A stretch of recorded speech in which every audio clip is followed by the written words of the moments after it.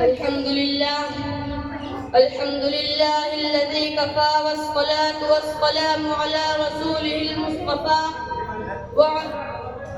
وعلى آله وأصحابه الجلد. الحمد لله الذي كفى والصلاة والسلام على رسوله المصطفى وعلى آله وأصحابه المحترم. أما بعد، قال الله تعالى: أعوذ بالله من الشيطان الرجيم، بسم الله الرحمن الرحيم. اقرأ وربك الأكرم الذي علم بالقلم علم الإنسان ما لم يعلم. صدر محترم، حضرات اکابر، دوست اور بھائیوں، کسی شاعر نے کہا ہے علم وہ دولت ہے جو کبھی لٹتی نہیں، خرچ کرنے سے کبھی گھٹتی نہیں. محترم بزرگوں، روشنی کسے پسند نہیں؟ شب تاریخ میں ماہتاب اندھیرے کمرے میں قمقمے کسے اچھے نہیں لگتے؟ ٹھیک یہی بات علم پر صادق آتی ہے.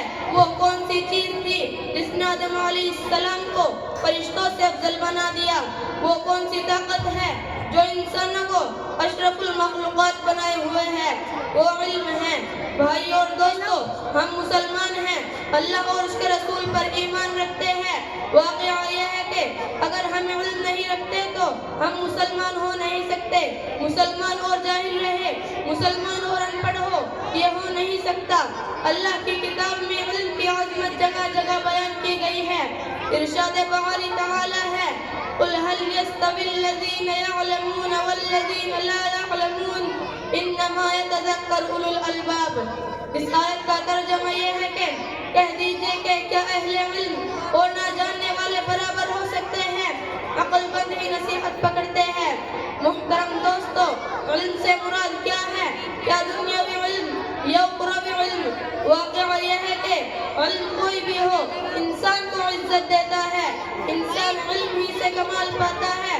فوج، لاؤ لشکر اور مال و دولت اسے واقعتاً عزت نہیں دیتے. اس لیے ہر انسان کو چاہیے کہ وہ علم کے حصول کے لیے سرگرم رہے. آپ اگر دنیاوی علم حاصل کرتے ہیں تو دنیا میں کامیاب رہتے ہیں، اور اگر دینی علم حاصل کریں گے تو آخرت کی کامیابی آپ کے قدم چومیں گی. محترم دوستو، اگر آپ کچھ بھی عقل والے ہیں، اگر آپ میں کچھ بھی دانشمندی ہے تو آپ علم کے حصول کے لیے دوڑے، خصوصاً علم دین حاصل کرے. چاہے آپ کو کتنی ہی تکلیف اٹھانی پڑے، مصائب جھیلے، تکلیف اٹھائے اور راتوں کو نیند خراب کرے اور دیگر زحمتیں برداشت کرے، پھر بھی علم کے حصول سے نہ بھاگے. اسی میں کامیابی ہے. دعا ہے کہ اللہ تعالیٰ ہمیں اور آپ کو علم کے حصول کی، خصوصاً علم دین کے حصول کی توفیق عطا فرمائے.